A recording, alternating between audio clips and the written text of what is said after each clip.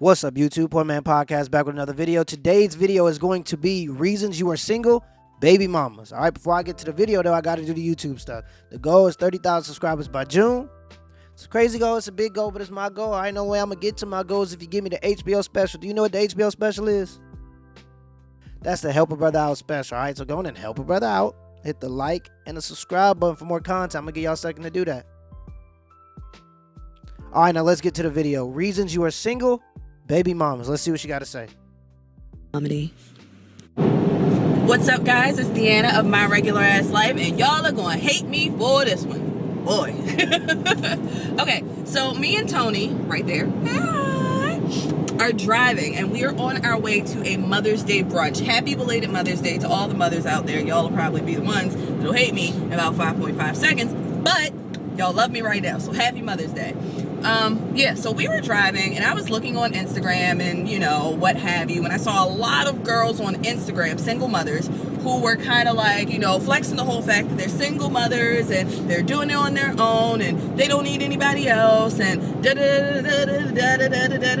and that. They're providing for their child, and they're so proud of themselves, and, you know, shout out to them. We don't need nobody. Team, fuck you, I got me. Team, #, single baby mama. Hold up, I got this shit though. Which is fine, very, very fine. Like, I understand that, you know, being a single mother in most cases means that you have to provide for your child. You have to be the mother and the father. You have to be that child's support system, possibly for the rest of their lives. You have to prepare to be alone for the rest of your life in some cases.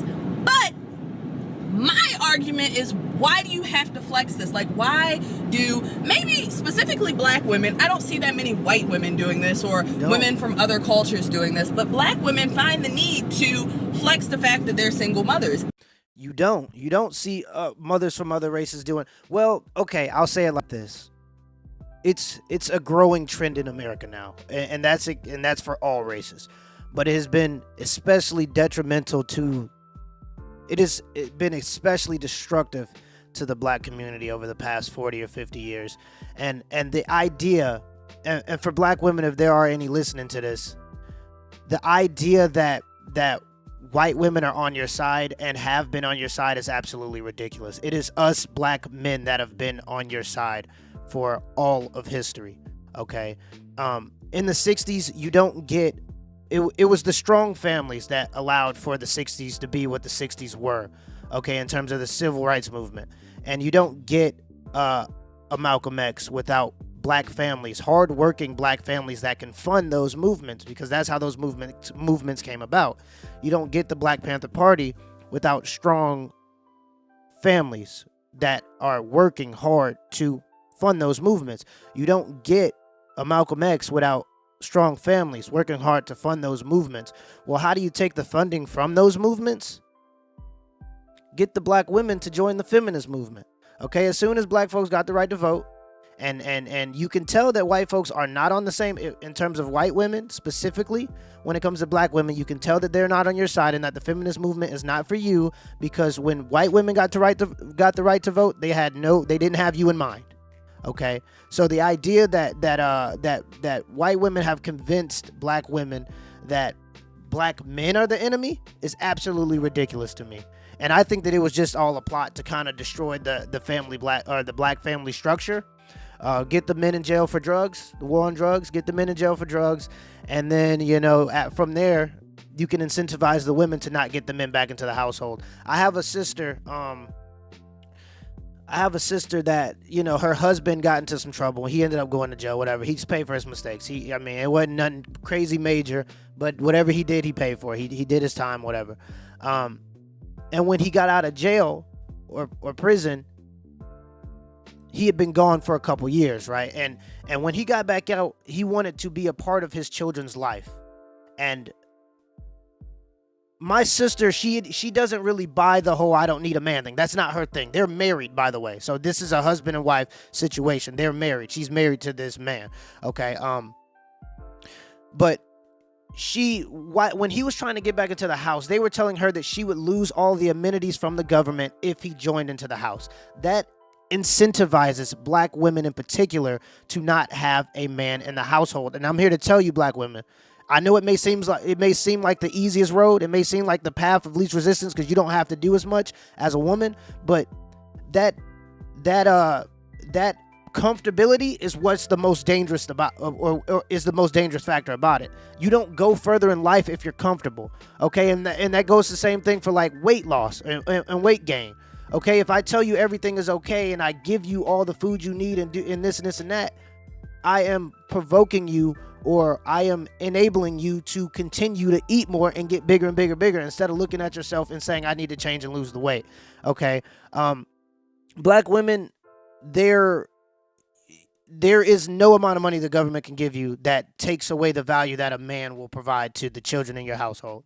There's no amount of money that can make up for the statistics that your children will be subject to if you continue to try to raise the children yourself.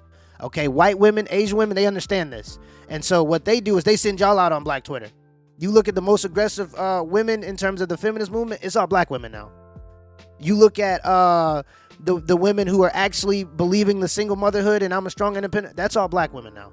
Okay, it's starting to grow amongst all populations in America, don't get me wrong.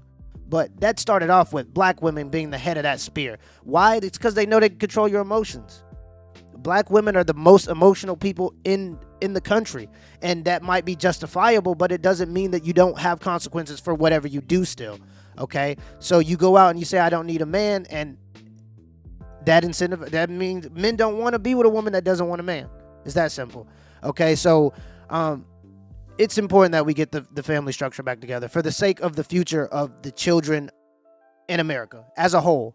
Okay, but it is especially special for black Americans because we have been losing for a very long time. And I believe a lot of that problem is due to single motherhood because you can't build financial structure. You can't build a great economic structure if you don't have a strong family structure. It just doesn't happen. And that's why the most hardest workingest, smartest, college goingest, spiritual losingest motherfuckers in America. Y'all the most losingest motherfuckers in America. And I know that ain't even the right way to say it, but that just is what it is. Why? It's because you bought this rhetoric that the black man was your enemy, and we're not.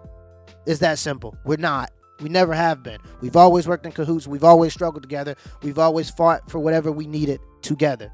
All right? And that's just a little message to the black women. But let's continue the video. My bad. I went on a little 3-4 minute rant. Let's continue the video, though.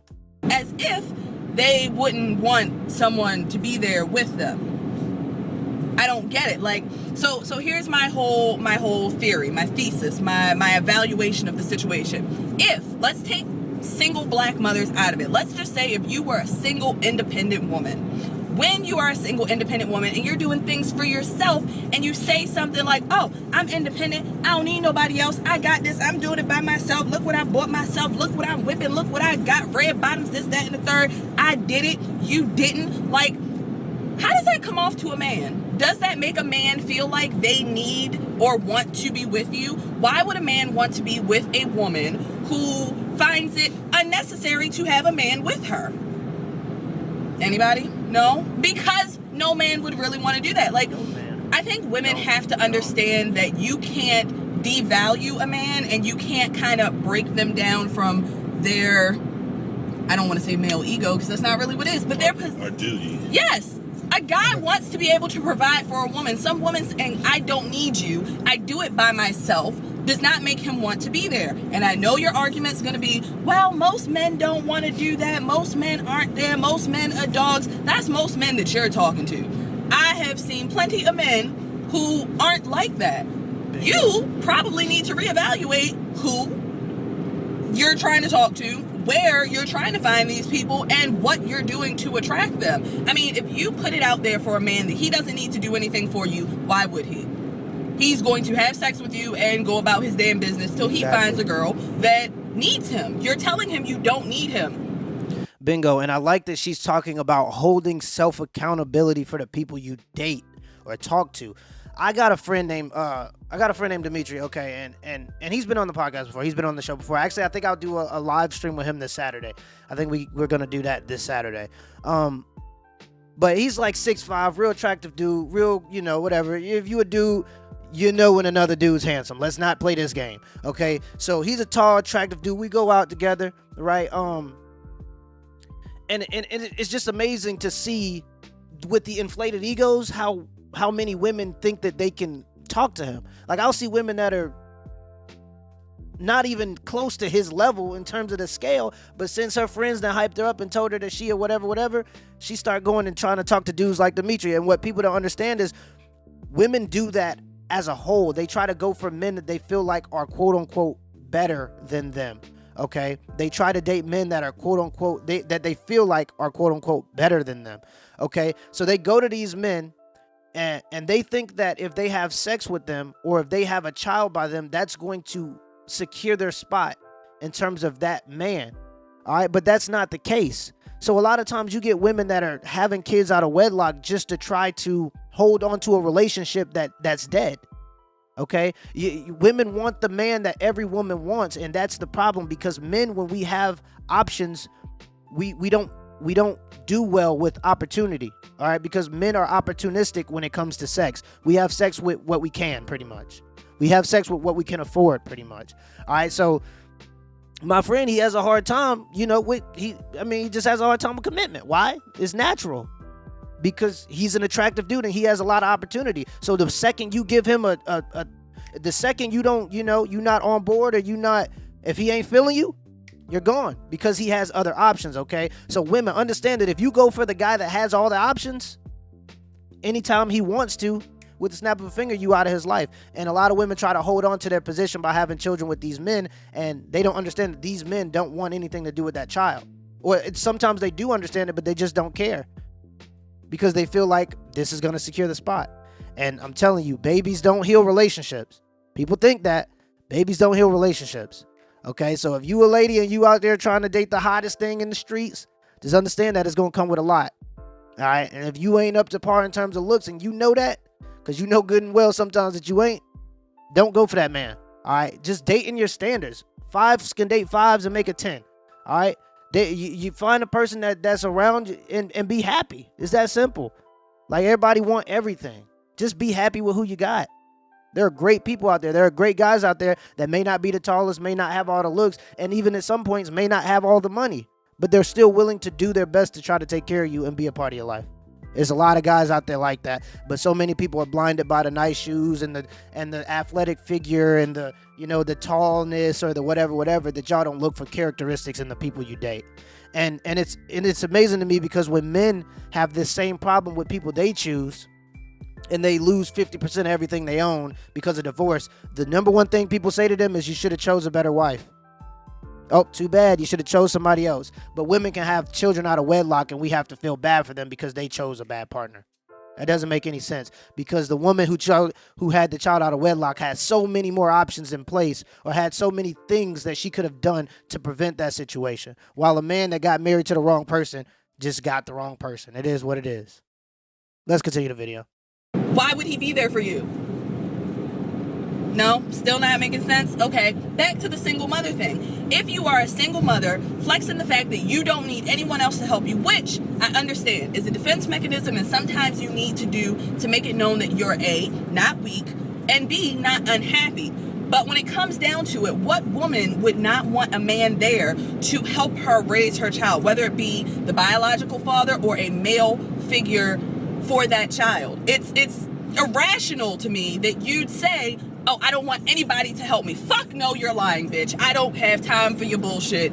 Come back when you try and tell some truth. No woman wants to raise a child alone. That it's not the way that it's supposed to be structured. Even if you're like in a gay or lesbian relationship, you don't necessarily want to raise that child alone. You want a partner, someone to share these burdens and these enjoyments and excitements with you. You want somebody there. But you're on every social network and in everybody's face saying, I don't need anybody. If a man did want to step up to the plate and be there with you to help you raise your child, why would he want to do it if you were telling him you don't need him, you don't want him, and he is unnecessary to the happiness of your life, the happiness of your child, and your future? He wouldn't want to. Y'all, do you see what I'm saying? Maybe I'm off base here because I'm not a single mother. Maybe I'm off base because I'm not a single independent woman. But I mean, even if I wasn't with Tony, you know, I'd be doing the same things. I'd be providing for myself, but it's not as if I wouldn't want somebody there. I wouldn't be running around saying, oh, I don't need nobody. Bitch, please. You lonely and you know it. Let's be serious.